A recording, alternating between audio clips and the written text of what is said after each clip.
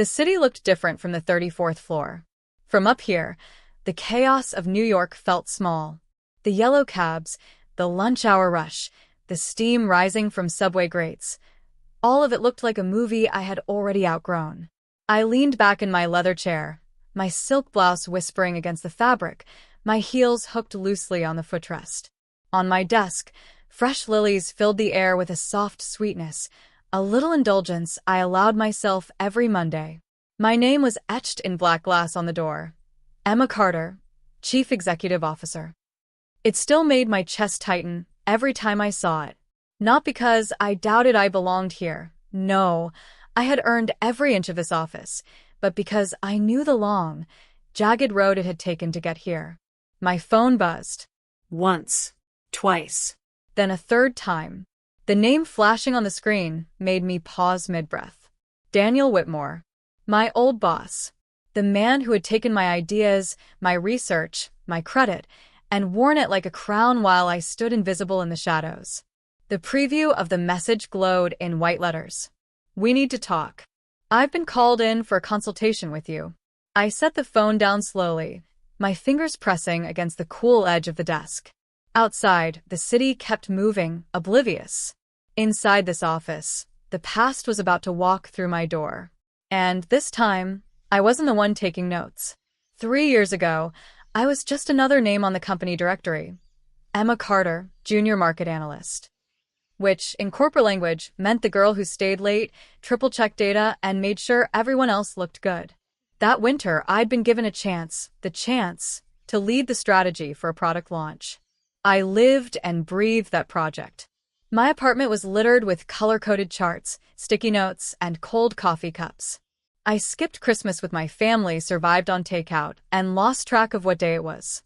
By the time the presentation came, I knew every slide like the back of my hand. My blazer was pressed, my hands trembling with equal parts caffeine and adrenaline. Daniel walked in 10 minutes late, smiling, confident, like the meeting was just another stage for him to perform on. We started, but we quickly became he. He introduced my concept. He explained my research. When the executives nodded, he leaned into it, telling the story I had written as if it were born from his own mind. By the time I realized what was happening, the meeting was over. Applause. Handshakes. Promotions discussed. His name written in gold. Mine? Not even a footnote. I remember standing there afterward, my nails digging into my palm, so hard I left little crescent marks. I confronted him in his office. My voice was shaking, but I was steady enough to say, "That was my work, Daniel. My concept. You know that." He didn't even look up from his laptop. "Emma, you're overreacting. You're young. You'll have other chances. Just learn how this business works." That sentence landed like a slap. That night, I went home, shut the door, and sat in the dark. Somewhere in the quiet, I noticed the small silver pen on my desk, a gift from my mom when I graduated. Engraved on it, in neat script, were 4 words: "Write your own future." And in that moment, I made a decision. I wasn't going to wait for another chance. I was going to build my own stage and make sure my name was the one written in gold. I started small. A few freelance consulting gigs after hours, nothing big enough to get noticed, but just enough to keep me moving forward. I worked from my tiny Brooklyn apartment, hunched over my laptop at a wobbly second-hand desk, a blanket wrapped around my shoulders when the radiator decided it was on strike. Every evening, after leaving the office where Daniel was still taking bows for other people's work, I would trade my corporate heels for fuzzy socks and dive into my real work. It was exhausting. Some nights I would fall asleep with my cheek pressed against the keyboard, waking up to a screen full of gibberish. My eyes burned from blue light, my wrists ached from typing, but each invoice I sent out felt like proof that I could exist outside his shadow. I read business books on the subway, joined online forums for women entrepreneurs, and reached out to anyone who might offer advice. That's how I met Margaret Dean. Margaret was a former marketing executive, sharp as glass, but with a smile that made you want to spill your entire life story. She'd been pushed out of her own company years ago by a man who thought her season had passed. She knew exactly what it felt like to be underestimated. "Emma," she told me over coffee one rainy Tuesday, "you've got two choices. Keep waiting for someone to hand you the mic, or buy your own sound system." That was the day I registered my LLC. From there, it snowballed. My first client was a small skincare startup. The second was a tech firm run by two college friends desperate for a branding overhaul. I poured myself into their campaigns, and when they saw results, they told others. The work kept coming, and I kept it all hidden. At the office, I played my part, polite nods in meetings, tidy reports, never revealing that while Daniel was still polishing his ego, I was quietly building a six-figure business on the side. It wasn't easy. I missed birthdays, skipped dating entirely, and spent entire weekends in front of my laptop while my friends posted beach photos and brunch mimosas. There were nights when the doubt crept in, whispering, "You're not cut out for this." But then I'd open the drawer of my desk and see that silver pen. And I'd remember, this wasn't just about proving Daniel wrong. It was about proving myself right. By the end of the second year, I'd landed a contract so big, it forced me to make a choice: keep working for him, or bet on myself completely. I turned in my resignation on a Thursday. He barely looked up from his phone when I told him. "Good luck, Emma," he said, the words heavy with condescension. 2 years later, the company I built from scratch was generating more revenue than the division he ran. And he had no idea who owned it. The knock came at exactly 10:02 a.m. "Come in," I said, my voice steady, my hands folded loosely on the desk.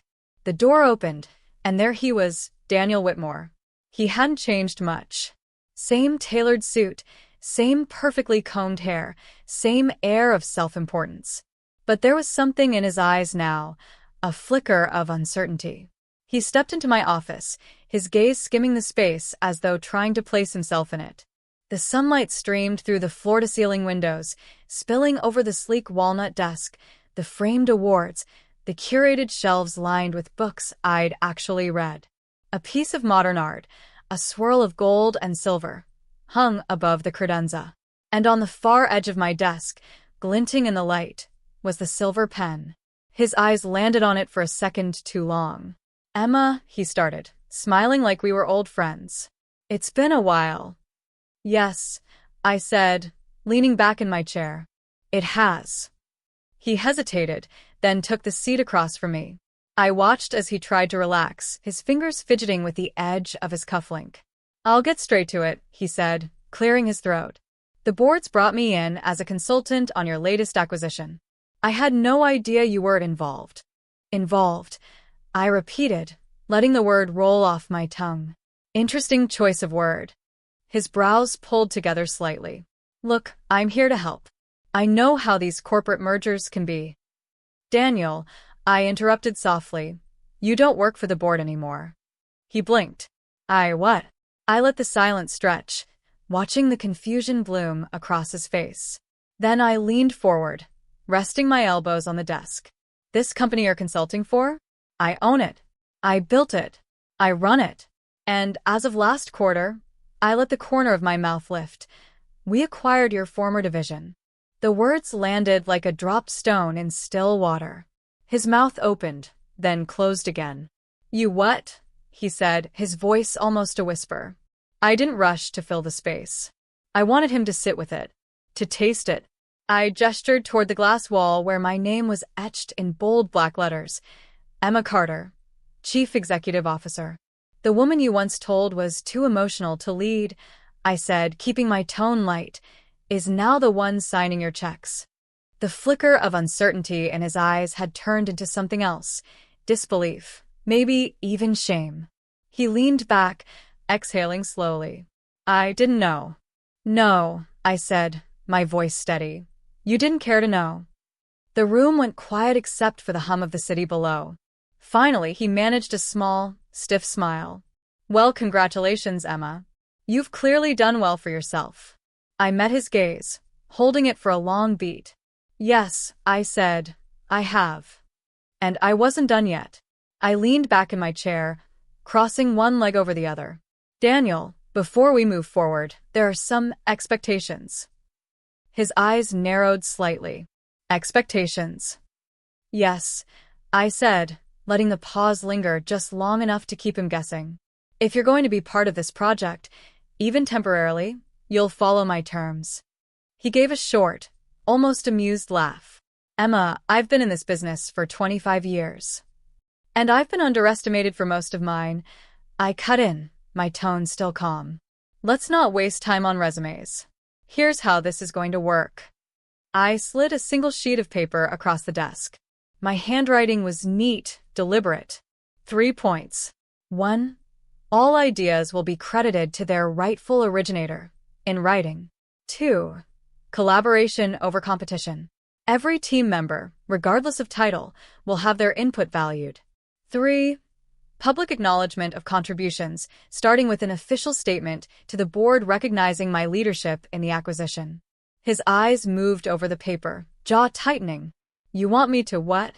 Make some speech. I want you to practice what you should have years ago, I said evenly. Give credit where it's due. He leaned back, shaking his head slightly. You've changed. No, Daniel, I replied, a small smile touching my lips. I just stopped playing small. He was quiet for a moment, then set the paper down. And if I refuse? I folded my hands together on the desk. Then you're done here. The board may have called you in, but I decide if you stay. And I won't hesitate to replace you with someone who understands respect. His gaze held mine, and for the first time in years, I saw it, the moment he realized I was no longer someone he could talk over, ignore, or dismiss. Finally, he nodded once. Fine. I'll do it. Good, I said, standing. The first meeting is in an hour. I suggest you get ready. As he turned to leave, his eyes landed again on the silver pen. He didn't say anything, but I caught the faint crease in his forehead, like he was trying to remember if he'd seen it before. The door closed behind him, and I allowed myself a single deep breath. This wasn't about revenge anymore. It was about rewriting the rules for myself and for every woman who'd been told she was too emotional to lead. And Daniel? He was about to learn how much stronger the game gets when you play it my way. Over the next few months, I watched it happen.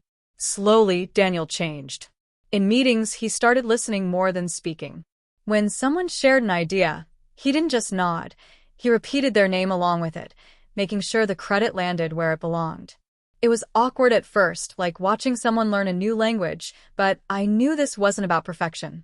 It was about awareness.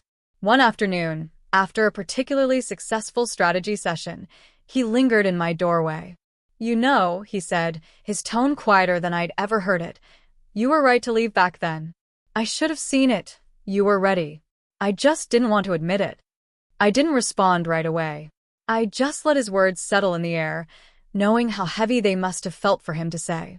Thank you, Daniel, I said finally, my voice even. It's never too late to do the right thing.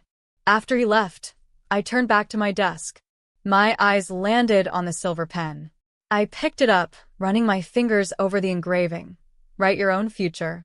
The metal was cool in my hand, but it pulsed with the warmth of every late night, every risk, every moment I doubted myself, but kept going anyway. That pen had been there when I was invisible, when my ideas were stolen, when I sat in the dark wondering if I'd ever be more than someone else's assistant. And now, it sat on the desk of the CEO of a multi-million-dollar company. My company. I thought about the girl I'd been the night Daniel told me I was overreacting. I wished I could go back and tell her, hold on. You're going to win, and not just for yourself. For every woman who's been told to wait her turn. The sun was setting outside, streaks of gold and pink reflecting off the glass towers. I slid the pen back into my bag, stood, and walked toward the conference room where my team was waiting. As I opened the door, I caught my reflection in the glass, calm, steady, unshakable. Daniel had taken my credit once. But in the end, I had taken something far greater. Everything that mattered.